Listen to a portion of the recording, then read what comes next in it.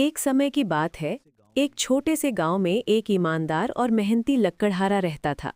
वो हर रोज सुबह अपनी कुल्हाड़ी लेकर जंगल की तरफ निकल जाता था ताकि लकड़ी काटकर अपने परिवार का पालन पोषण कर सके।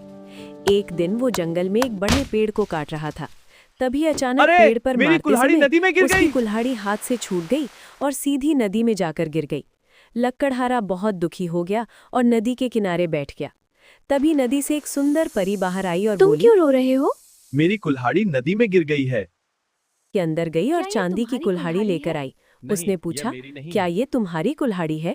लक्कड़हारे ने कहा, नहीं, क्या ये मेरी तुम्हारी नहीं है? लक्कड़हारे ने फिर नहीं, कहा, यह भी मेरी ये भी नहीं मेरी है। नहीं है। फिर परी तीसरी बार नदी क्या में ये गई और तुम्हारी लोहे है? की कुल्हाड़ी लेकर आई। हाँ, यही मेरी लक्कड़हारा कुल्हाड़ी खुशी है। से बोला, हाँ, यही मेरी कुल्हाड़ी है। तुम और बहुत उसे सोने, ईमानदार हो, चांदी ये और तीनों लोहे तुम्हारी है। तीनों कुल्हाड़ियां दे दी। लक्कड़हारा खुशी खुशी सोने की कुल्हाड़ी लेकर गांव वापस आ गया और अपने दोस्त से बोला, देख, ये सोने की कुल्हाड़ी मुझे नदी से परी ने दी है। ये सुनकर उसका दोस्त लालची हो गया। वो भी नदी पर गया और जानबूझकर अपनी कुल्हाड़ी नदी में फेंक दी। जब परी सोने की कुल्हाड़ी लेकर आई और पूछा कि क्या ये तुम्हारी क्या है, ये तुम्हारी तो है? लालची आदमी हाँ, ने झूठ ये बोल मेरी दिया। है। हाँ, ये मेरी है। परी समझ गई कि वो झूठ बोल तुम रहा है। झूठ बोल रहे वो हो। नाराज हो गई और सोने की कुल्हाड़ी लेकर वापस चली गई। उसे उसकी असली कुल्हाड़ी भी नहीं मिली। वो रोता हुआ गांव लौट गया और उदास होकर अपने घर के बाहर बैठ गया।